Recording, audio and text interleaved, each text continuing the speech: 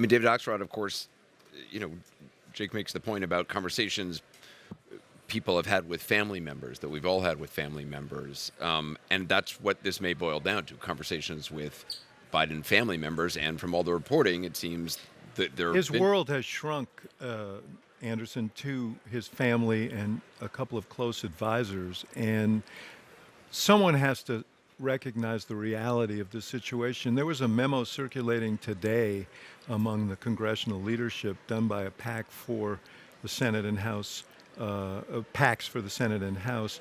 And in it, it said that 18% of people now say they believe the president is fit to serve. 18%, including just a third of people who voted for him last time. You put that together with the meeting with Katzenberg, which reflects, I think, the reality. The money has dried up. And I said earlier... There's a report that Jeffrey Katzenberg, a large fundraiser... Who is his key fundraiser. No one has done more for the president than Katzenberg. He's devoted his life to this project. Someone has to say, here is the reality. There is not a path forward. He said in an interview that he would get out if he was told by his advisors that there wasn't a path forward. If his advisors don't tell him that now, they're not doing him a service, and they shouldn't be his advisors. This is the end game now. He may be able to run out the clock and stay on the ticket, but you got to lead, and we have a big coalition. You have a lot of African-American voters who are still with Joe Biden. They still want him to stick in there. We're used to seeing our leaders stumble. We're used to seeing our leaders be attacked by the media in ways that aren't fair, and we're slow to let go of somebody's hand. So I'm proud that the black grassroots is standing with Joe Biden. But the party's bigger than that. The donors are walking away. The best people in our party, the smartest people in our party are looking at the math and saying the math don't math. And so it's important, I think, that we recognize that this could be, this is the end game. One way or the other, it's the end game. And tonight's very important. One other thing I want to add. I'm sorry, just one last data point, which is that there was an AP NORC poll today that said 2/3 of Democrats want him to drop out. And that, yes, he's got stronger support among African Americans, but there are a fair number of African Americans thought that too. And it's a reflection of what they see. Well, and Jeff Stelling makes a great point that tomorrow marks 3 weeks since the debate. And I talked to White House officials. I was at the White House last week.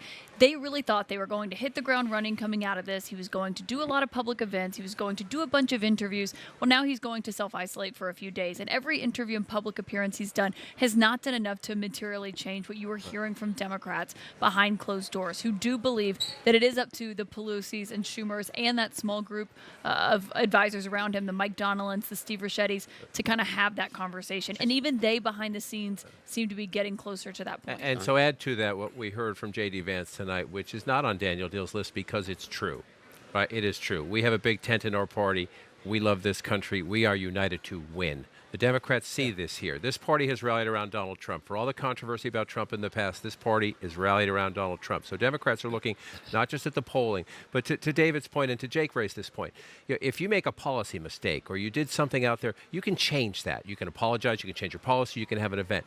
This is a performance question. It's not just that they're telling the president, you're losing Michigan, you're losing Pennsylvania, you're losing Wisconsin, you're losing Nevada, you're losing Arizona. You're beginning to put New Mexico in play. What? You're beginning to put New Hampshire in play? What? You put Virginia in play? Hello? It's not just that. They're saying the reason is because the American people, to David's point about the poll, and they're showing the data, they do not believe you are up to the job. It's not. That's not something you can change. Yeah, and it's like, at least if you come out of the debate, you knew they were raising that question.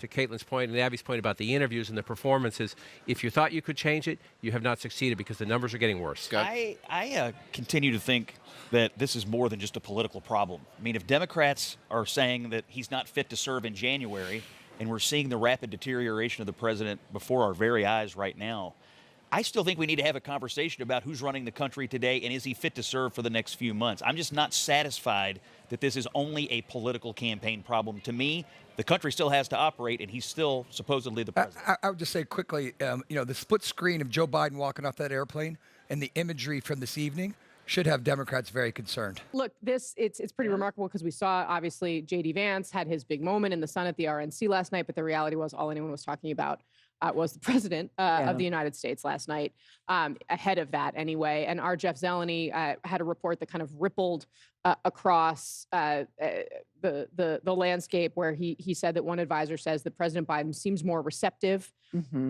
to these entreaties for him to leave the race. I'm wondering if you can kind of give us a sense of what the conversation is among Democrats right now. Clearly, Nancy Pelosi in particular, and I was talking to one Democratic member last night who said that she is clearly making her moves behind the scenes, that she rarely loses. What's the next turn of this screw? Well, look, I think we have to remember, as of right now, President Biden has the delegates to win the nomination. And these are people who ran specifically to be pledged Biden delegates in their home communities. So unless and until there is some movement among those delegates and some chance that when the vote happens, he would not win. Again, I keep saying this, he's got the cards in his hand. And again, members of Congress don't get to vote until the second round of voting. So look, he's negotiating with a pretty strong hand here.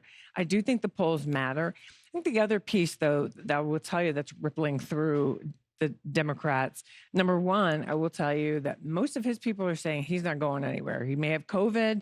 Guess what? There's a whole new COVID strain that we're all probably going to get at some point this summer or fall. But the other piece is, I think people are, I want to say, furious in many corners at the idea that if for some reason President Biden did step down, that it wouldn't be Kamala Harris. The idea, and I think a lot of folks don't understand what a revolt there would be in the party if you tried to step over this woman in favor of, Yeah. some So, of the I mean, look, I men buy who have you less on the one hand. experience. You're trying to say, well, Biden's not going anywhere. But then on the other hand, if he does. Well, right? because that's the conversation people are having. They're saying, I mean, even But our own it Van shows he Jones really said, might leave, right? no, I think it's just people really want them to leave. And they're trying to throw out names of people like, oh, it would be so exciting and we could Yeah. do this.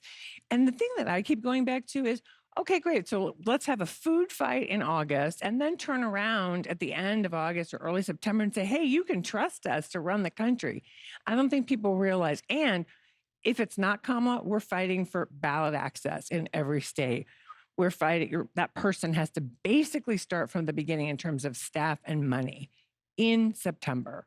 So It's a tough climb for sure. But Reese Corman, what are you hearing from your sources this morning? So Democrats are, I mean, Biden having COVID is just another example of them kind of being worried. I mean, now he's going to be taken off the campaign trail when they were already skeptical of the fact that he could be the nominee.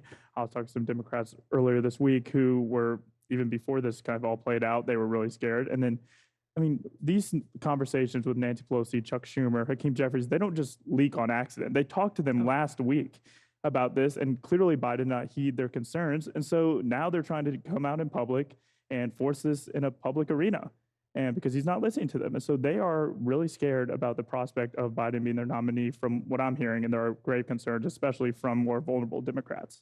Yeah, Stephanie Lai, let's show everybody kind of how President Biden has evolved as well in talking about what would cause him to reevaluate his decision, because he obviously, after the debate, was very dug in, starting out with that interview that he did with George Stephanopoulos. But another thing he said yesterday also piqued the ears of Democrats. Let's watch this. If the Lord Almighty came down and said, Joe, get out of the race, I'd get out of the race. The Lord Almighty's not coming down. Unless they came back and said, there's no way you can win. Unless I get hit by a train, yeah. If there had some medical condition that emerged, if the doctors came to me and said, you got this problem, that problem.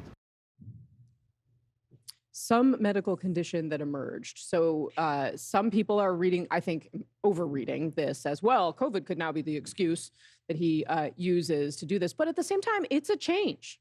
It is, and I think you're completely right. And that interview yesterday really did turn the page on what we were seeing from Biden's response earlier when he was very stubborn about not dropping out of the race, not ceding control of the party. And now it seems like he's more open to the idea of, should something happen, Kamala Harris is perfectly capable of taking over the control of the White House. I do think that, some of these conversations that we're hearing from Democrats on the Hill, among senior, top brass Democrats, it seems like the more polling shows that other candidates could beat Donald Trump, the more willing he seems to be